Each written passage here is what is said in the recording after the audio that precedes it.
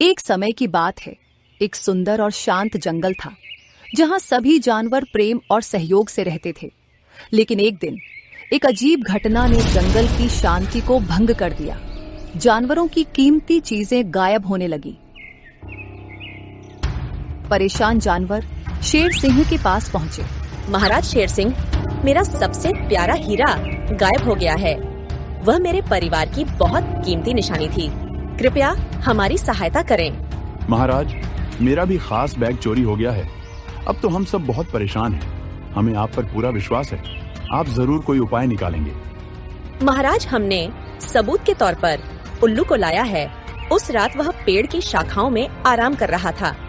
शेर सिंह ने उल्लू की तरफ देखते हुए कहा, उल्लू भाई, तुमने जो भी देखा हो कृपया साफ साफ बताओ। महाराज, मैं उस वक्त आराम से अपने पेड़ पर बैठा था। तभी अंधेरे में मुझे एक साया नजर आया। वह साया भेड़िए की तरह दिखाई दे रहा था, इसलिए मुझे लगता है कि यह सब भेड़िए ने किया होगा। महाराज, मैं निर्दोष हूँ। कृपया बिना पूरी जांच के मुझ पर आरोप न लगाइए। शेर सिंह कुछ सोचता है और बोलता है, हमें जल्दबाजी नहीं करनी चाहिए। उल्लू ने साफ नहीं देखा था, लेकिन जंगल की सुरक्षा सबसे पहले है। भेड़िया, कुछ समय के लिए जंगल से दूर रहना पड़ेगा जब तक सच्चाई पूरी तरह से सामने न आ जाए। ना चाहते हुए भी भेड़िए को जंगल छोड़कर जाना पड़ता है। मगर कुछ दिनों बाद फिर चोरी हुई।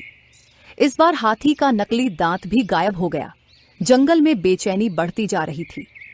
महाराज रक्षा करे, मेरे नकली दांत चोरी हो गए हैं महाराज। हाथी की बात सुन के शेर सोचने लगता है, मैंने भेड़िए को जंगल से भगा दिया था, मगर फिर भी चोरी हो रही है। इसका मतलब कोई और है जो चोरी कर रहा है। हमें चोर को पकड़ना ही होगा, वरना सभी का विश्वास डगमगा जाएगा। चिंता न करो, मैं अपनी पूरी कोशिश करूंगा कि चोर जल्द पकड़ा जाए। शेर सिंह ने सबसे पहले जंगल के चौकीदार जानवरों को आदेश दिया कि रात दिन गश्त बढ़ा दी जाए। हर पेड़, हर झाड़ी की निगरानी की जाए। हमारा जंगल हमारा परिवार है। जब तक चोर नहीं पकड़ा जाता, कोई भी कोना बिना निगरानी के नहीं रहेगा। हर टोली चौकसी बरते। शेर सिंह ने जंगल में कई जगह मीठे फल, चमकदार वस्तुएं और गहने रखवाए ताकि चोर लालच में फंस जाए। हम कीमती चीजें खुली जगह पर रखेंगे। चोर को लगेगा कि उसे आसान शिकार मिला है और वहीं हम उसे रंगे हाथ पकड़ लेंगे। हमारी आंखें आसमान में भी होंगी। कोई भी हलचल हो तो मुझे रिपोर्ट की जाएगी। कि शेर ने कुछ चुने हुए चतुर पक्षियों को चुपके से पेड़ों पर बैठाया ताकि वे नजर रख सकें। मुझे किसी भी हालत में इस चोर को पकड़ना ही होगा, नहीं तो यह मेरे जंगल वासियों का जीना मुश्किल कर देगा। उम्मीद करता हूं इस जाल में वह फंस जाएगा। अरे ये क्या, हर बार मेरी रणनीति विफल क्यों हो रही है? लगता है बहुत चालाक चोर है।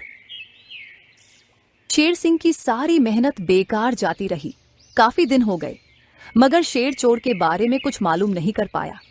अब इस बात से परेशान जानवरों ने एक दिन सभा बुलाकर बोला, महाराज, इतनी देर क्यों लग रही है? जंगल में चोरियां बढ़ती जा रही है। कुछ कीजिए, वरना हमें ही कुछ करना होगा।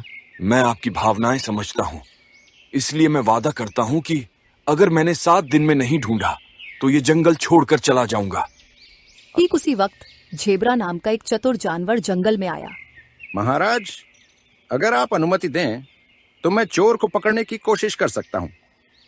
मुझे आपकी मदद करने का अवसर दीजिए। अगर तुमने सच में उस चोर को पकड़ा तो मैं तुम्हें मंत्री बना दूंगा। ये मेरा वादा है।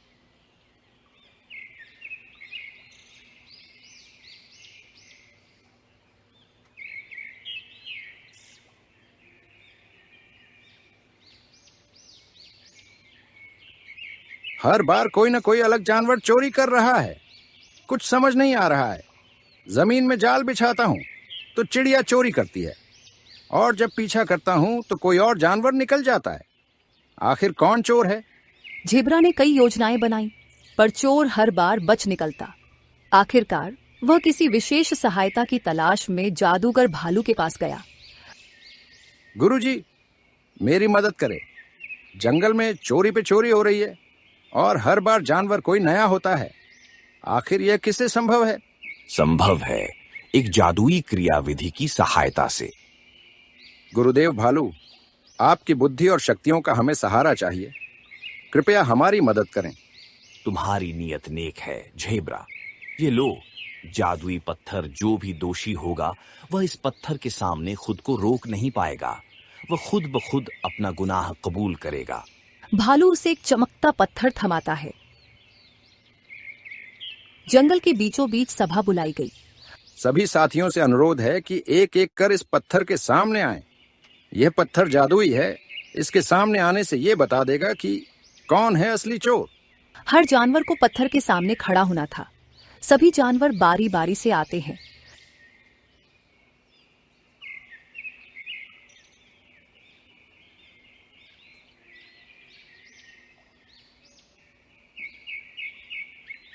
बकरी की बारी आते ही वह घबराने लगती है और अचानक रूप बदलने लगती है। अलग अलग जानवरों का रूप। बकरी, तुम ही थी चोर। तुमने यह सब क्यों किया? महाराज, कभी मैंने आपसे शादी का प्रस्ताव रखा था, लेकिन मेरा मजाक उड़ाया गया और मैं आहत हुई। मुझे लगा मेरी अहमियत साबित करनी चाहिए। मेरे पास एक जादुई किताब थी। उसी किताब की मदद से मैंने जादू सीखा और यह सब किया। मैं अपनी गलती के लिए तुमसे माफी मांगता हूँ, मगर मैंने जंगल के नियम अनुसार यह फैसला लिया। शाकाहारी और मांसाहारी का योग नहीं है। शेर की बात सुन के बकरी को अपने किए पर पछतावा होता है। मुझे माफ करें महाराज, प्रतिशोध की भावना में मैं अंधी हो गई थी। मुझे सही गलत का कोई अंदाजा नहीं था। बकरी, गलती करना इंसानी फितरत है, या फिर जानवरी, मुझे नहीं मालूम, लेकिन उसे स्वीकार करना बहादुरी है।